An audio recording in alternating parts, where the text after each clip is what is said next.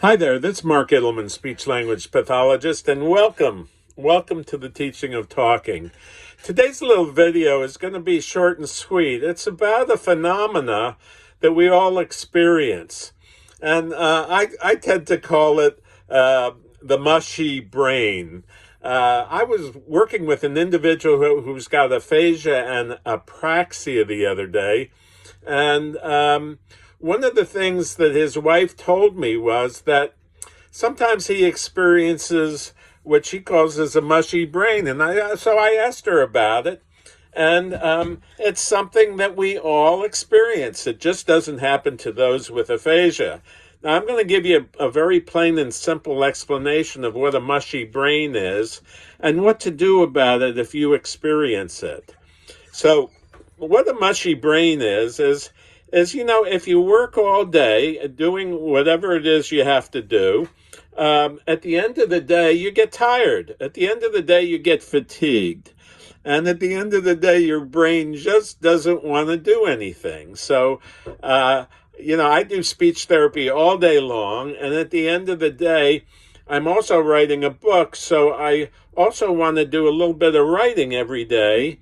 And one of the things that I notice is that on the days when I have a lot of patients to see, I'll have dinner and then I'll sit down on the computer and my brain will just refuse. I mean, it'll actually refuse to write or do anything. All it wants to do is it wants to sit back, it wants to relax, it wants to listen to some music, it wants to go for a walk. Anything that does not require a cognitive load, anything that doesn't require thinking or problem solving or anything like that.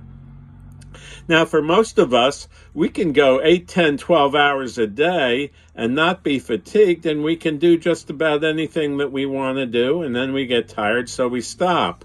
But those with aphasia, there's something very different.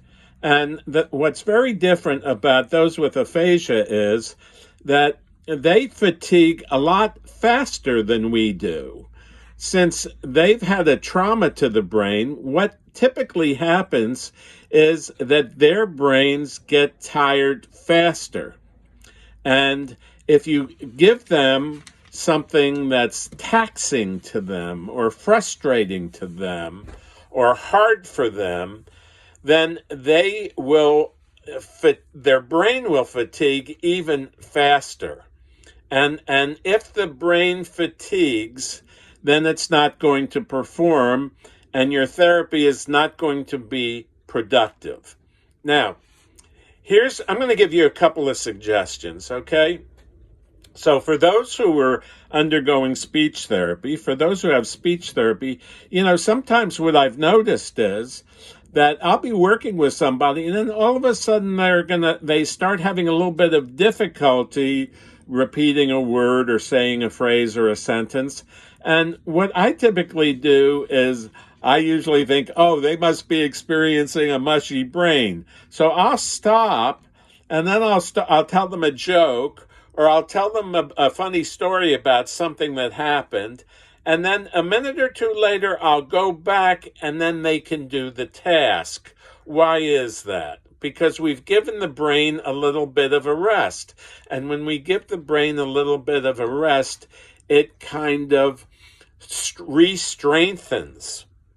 So throughout speech therapy, the clinician who is aware and who's an expert realizes this, and when they see that an individual is struggling or having any difficulty, they will be alert to the mushy brain, and they will stop and they will have that person relax for a minute. And they don't really even have to bring it up. They can just tell the patient a funny story or something like that, just something to take the stress off the mental mechanism.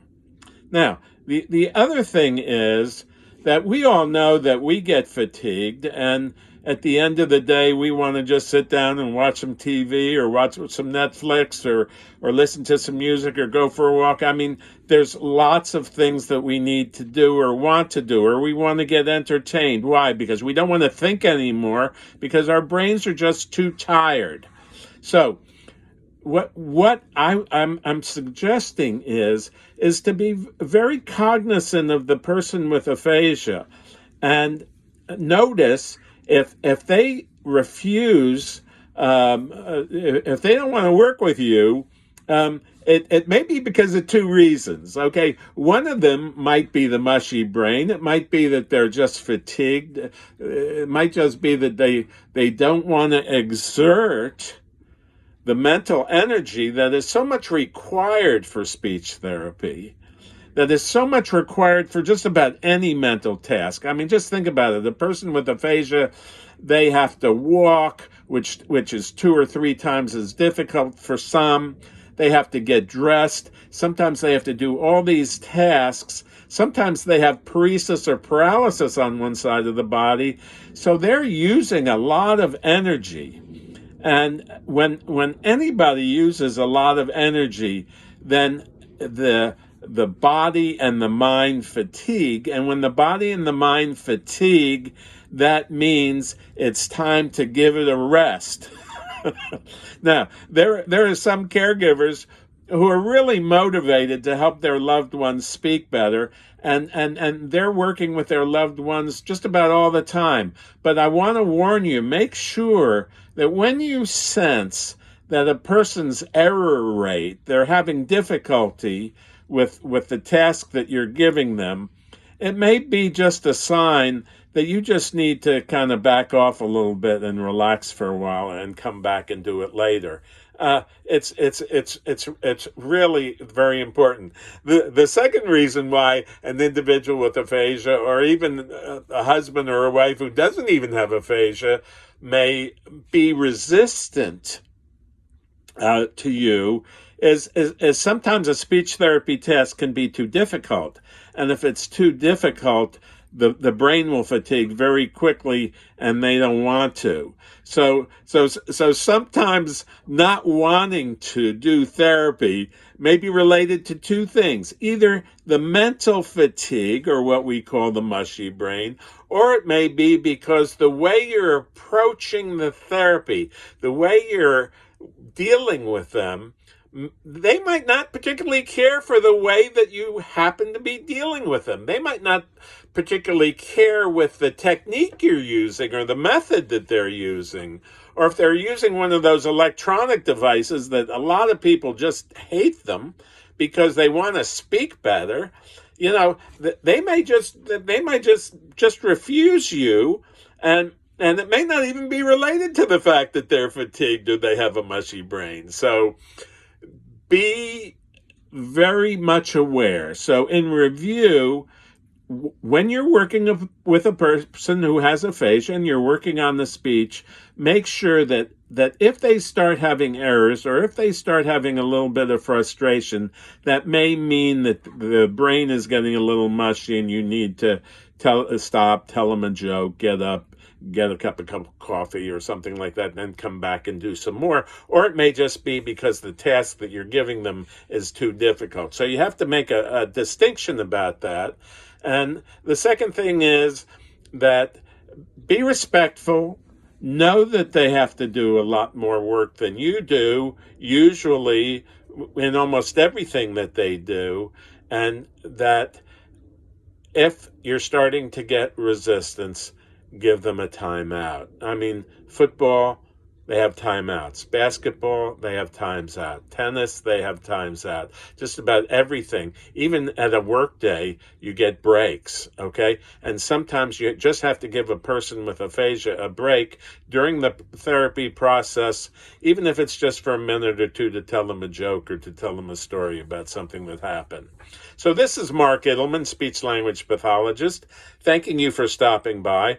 By the way, we're having a seminar. We're having 2 seminars in Las Vegas coming up in February 4th, 5th, and 6th. That's going to be an aphasia seminar where you can come with your loved one to Las Vegas, and I will train you. I will teach you how to work with your loved one so that your loved one will be open to change and will want to work with you, okay? It's really one of the key ways of having people be open to your stimulation is by knowing what to do. And I can teach you the timing, how to stimulate language, how to, what to do, what to say, so that you don't step on their toes. Because if you step on their toes and you give something that's a little bit too difficult, they'll resist you and they won't want to do anything. So we're having 2 seminars, one in apraxia. That's difficulty with motor speech, dysarthria. That's just the motor speech where speech doesn't come out clearly. We're having that seminar on the 4th, 5th, and 6th of February.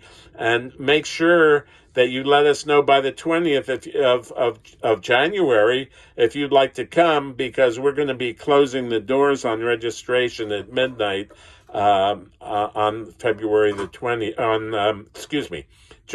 20th. And secondly, we're having a second seminar on apraxia.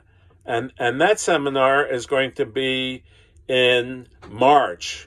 And the first seminar is in apraxia. The second seminar is in aphasia. And if your loved one has aphasia or anything like aphasia, where they have difficulty speaking, where they have difficulty voluntarily coming up with words or phrases or sentences, then you're going to want to come to the aphasia seminar in Las Vegas on the 24th, 25th, and 26th of March. So put those on your calendar, and please, we have a discount if you want to attend both, or you can attend each one individually. But they'll be very, very good for you. We're inviting some therapists too if they'd like to come and get trained and work alongside us so that they can help their patients with aphasia and with apraxia. So one more time, we're having an apraxia seminar, motor speech, on the 4th, 5th, and 6th of February. And the 24th, 25th, and 26th of March is going to be a seminar in aphasia. There's information down below. If you want to sign up for the course and come to Las Vegas and have me personally mentor you, that'll be a great experience for you. We also have the Teaching of Talking online video course, which is an online course. It's an independent study. If you go to the website under the products at Teaching of Talking, you'll find that you can take the course. There are a bunch of modules on it that will walk you through the techniques of speech and language stimulation. Or if you're just the type of person who wants to have your hand held and be walked through each and every procedure with your loved one, I work with people online and will help you with online video conferencing where we'll work together live, and I'll teach you as a caregiver or a family member what to do to help your loved one with aphasia or apraxia. So I'm giving you lots of choices. So just remember the mushy brain. It means that there's fatigue, or it could be that what you're doing with them, they don't want to do, and they just want you to back off. So you've got to be able to learn what the difference is, whether or not it's you stepping on their toes or whether or not it's their fatigue. So this is Mark Edelman, speech language pathologist. Thanks for stopping by, and we hope to see you. We hope to communicate with you. My email address is down below. The website is down below. The information about the seminar is down below. The information about mentoring is down below. And the information about joining our mailing list is down below, so we can send you updates every week. We can send you videos. We can send you blogs, lots of information so that you'll learn a lot about aphasia. Thanks a lot. This is Mark Idelman. Be well and act today, and we hope to help you help your loved one speak better. Thank you very much. Bye-bye now.